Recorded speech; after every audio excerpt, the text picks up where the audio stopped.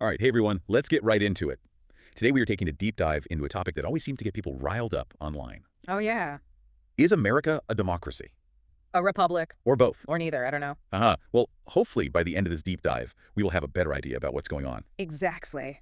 You've all probably seen that America is a republic, not a democracy line floating around. Oh, all the time. And it can be confusing. I really can. Where do you even begin to unpack that? Yeah. Well, luckily we have a fantastic expert here to help us break it all down. I'll do my best. So, to really dig into this, we're going to be looking at a conversation between Congressman Jamie Raskin and Brian Tyler Cohen, Okay. where they discuss exactly what type of system we have going on here in the U.S. Awesome. Now, just a bit of background on Raskin. He's a constitutional scholar. Oh, yeah. He knows his stuff. He does. And he's become pretty well known for, well, let's just say, debunking some questionable interpretations of the Constitution. You could say that. I think some people would say that he's the bane of certain interpretations of the Constitution.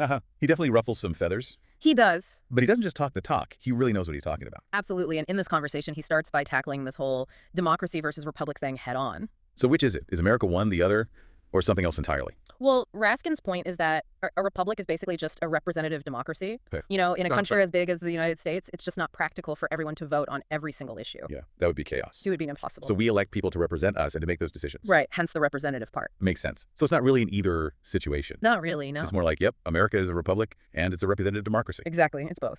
And then Raskin does something really fascinating. He connects this whole idea back to the Three-Fifths Compromise. Whoa, the Three-Fifths Compromise. That takes us way back to the early days of the country. It does. Could you remind us what that was all about and how it connects to our conversation today? Sure. So the Three-Fifths Compromise was this agreement that when determining a state's representation in Congress, Right. each enslaved person would be counted as 3/5 of a person. Right. So the slaveholding states got more power in Congress. Exactly. But of course, the enslaved people themselves had absolutely no voting rights. Yeah, it's a dark chapter in our history. It really is. But I'm not quite seeing the connection to democracy today. Help me out here. So Raskin argues that what we see with gerrymandering today is kind of a modern-day echo of that same idea.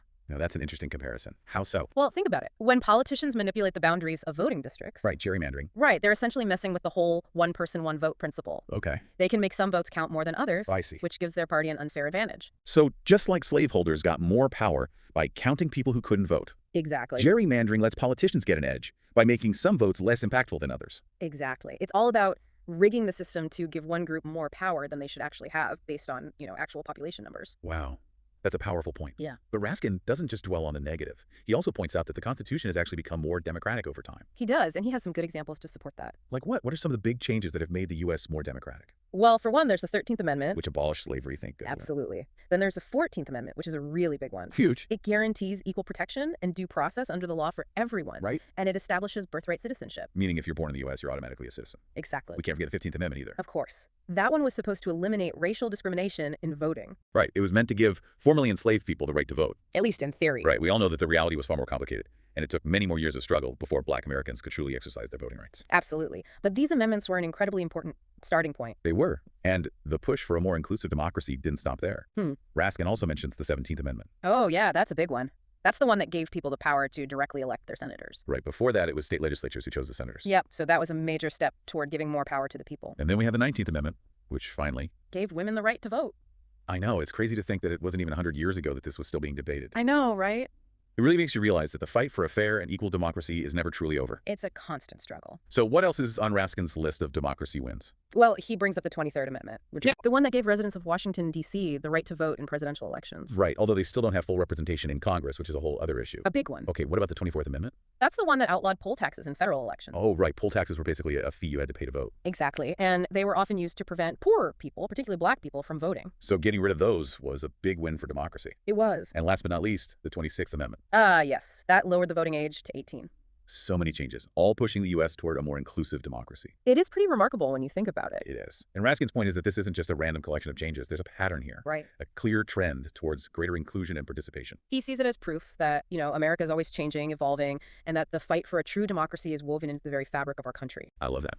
But if that's the case, why are we still having this debate about whether America is a republic or a democracy? It's like some people are trying to turn back the clock on all this progress. Yeah, and Raskin is very clear that there are absolutely forces at play that are trying to do just that. Really? Yeah, they're trying to limit voting rights, make it harder for certain groups to vote, and just generally manipulate the system to hold on to power.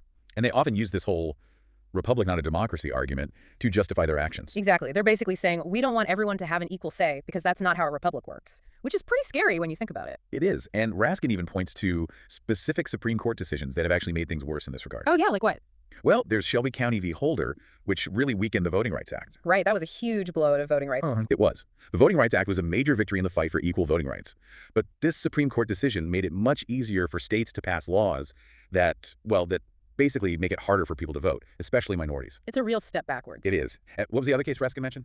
Oh, Bush v. Gore. That's the one that decided the 2000 election in favor of George W. Bush. Right, even though he lost the popular vote to Al Gore. Exactly, and it just shows how the system can be manipulated. Totally. These court decisions, combined with all the efforts to suppress voting in gerrymander districts, they're all pretty worrying signs. They are, for sure. Like, are we really committed to a fair and representative democracy? It makes you wonder. It does. And speaking of systems that don't always reflect the will of the people, let's talk about the elephant in the room, the Electoral College. Oh boy, here we go. We all know how it works. Right. Each state gets a certain number of electoral votes based on its population. Right. And whoever wins the most electoral votes becomes president, even if they didn't win the popular vote. Which has happened, a couple of times in recent history. It has, like in 2000 with Bush and Gore, and again in 2016 with Trump and Clinton. Yep, 2 elections where the person who got the most votes from the American people didn't actually become president. No wonder so many people are questioning the legitimacy of the Electoral College. It's hard to argue with that. It really is. So why do we even have the Electoral College? What's the point? Well, some people will say it's there to protect the interests of smaller states to make sure they have a voice in presidential elections. Okay. But Raskin offers a different perspective. What's his take? He thinks it has more to do with political strategy than actual fairness. Interesting. What does he mean by that? Well, he argues that the Electoral College persists because it benefits the 2 major political parties. Well, how so? It forces them to focus on winning a small number of swing states. Instead of trying to appeal to a wider range of voters across the country. Exactly. And as we've seen, it can be used to win the presidency without actually winning the popular vote. That's pretty cynical, but I can see his point. It is cynical. It makes elections less about what the majority of Americans want and more about who can play the political game the best. Sadly, yeah. And Raskin argues that when you combine the Electoral College with things like gerrymandering and voter suppression, well, you create a system that's ripe for manipulation. For sure. It leaves the door open for, bad actors to try to undermine legitimate elections. And that's a pretty scary thought, especially with the 2024 election right around the corner. Yeah, the stakes have never been higher. They really haven't. And Raskin wants us to really think critically about how we participate in our democracy, especially when it comes to voting. What does he suggest we do? Well, he says we need to wear 2 hats. 2 hats. Yeah, 2 hats. Yeah. One is our partisan hat. We all have our own political beliefs, and we support the party and the candidates that we think best represent those beliefs. Of course. But he says we also need to wear a second hat, the hat of constitutional patriotism. Constitutional patriotism. That's a new one for me. What does that even mean? It means putting the integrity of our democracy above any specific party or candidate. Okay. It means being willing to stand up and speak out when you see threats to our system, even if those threats are coming from your own side. Oh, so it's like saying, I might be a Democrat or a Republican or whatever, but I'm also an American, and I believe in protecting our democracy no matter who's in power. Exactly. And Raskin points to Liz Cheney as a prime example of someone who did just that. Oh, Liz Cheney, right. She's a Republican who was willing to stand up to her own party when she felt they were undermining the Constitution, like during the January 6th hearings. Yeah, that was a big deal. She got a lot of praise from some people. She did. And a lot of criticism from others. She definitely did. Yeah. But looking at it through this lens of constitutional patriotism, it's clear that she made a conscious choice to put her country above her party. To put principle above politics. Exactly. Yeah. And it's definitely something for all of us to think about, especially with the 2024 election coming up. Yeah, we need to ask ourselves, are we willing to do the same? To put country over party when the very foundation of our democracy is at stake. That's the question, isn't it? It is.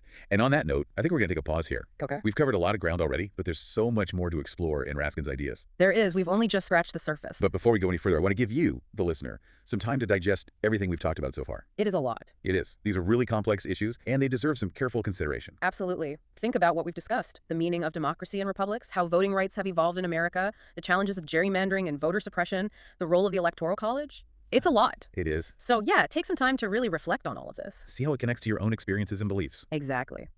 We'll be back soon to continue our deep dive into Raskin's insights. And we'll explore even more about this fight for American democracy that's going on right now. It's a fight worth having. Welcome back, everyone. All right, we are back and ready to dive back into this conversation about American democracy. And man, there is a lot to cover. There is. I mean, one thing that really stuck with me from what we talked about before the break was Raskin's point that the fight for democracy isn't just some event that happened a long time ago. Right. It's like a constant, ongoing process, It's like this never-ending struggle, right? Yeah. To make sure our system stays strong. Exactly. And it's not just an American thing either. This is happening all over the world. It's a global thing, for sure. Yeah, there are people everywhere trying to, chip away at democratic values and institutions. Undermine them. Yeah. Exactly.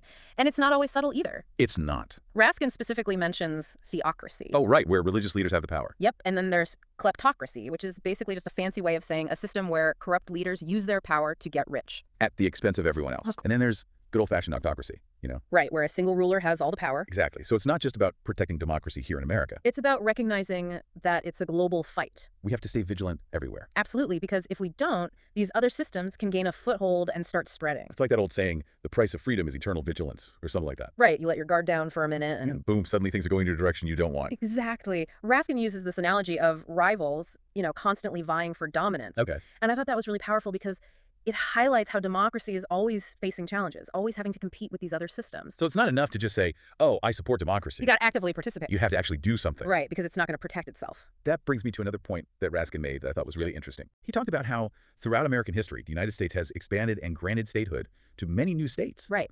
Yeah. But there are still some places that haven't been granted statehood, even though they have large populations. And contribute a lot to American society. Exactly. He's talking about Washington, D.C. and Puerto Rico. Exactly. And I think that raises some really important questions about what it truly means to participate in American democracy. Right, because if these places are part of the U.S., why don't their residents have the same rights and representation as citizens in, the 50 states? It's a complicated issue, for sure. It is. There are arguments on both sides. Absolutely. But I think it's a conversation we need to be having, It gets to the heart of, what kind of democracy we want to be. Exactly. Do we actually believe in equality and representation for all, or are we okay with leaving some people out? And Raskin doesn't really offer easy answers, He doesn't. But he wants us to think critically about these issues. To challenge our assumptions. To engage in real dialogue and work toward a more inclusive and just democracy. I love that about Raskin. Me too. He doesn't just lecture at you. No. He lays out these complex ideas and then invites you to wrestle with them. He makes you think. Exactly. And honestly, I think that's what we need more of right now. Absolutely. Thoughtful, nuanced conversations about these really big questions that are facing our democracy, not just here in America, but all over the world. I couldn't agree more. We need to be willing to listen to each other.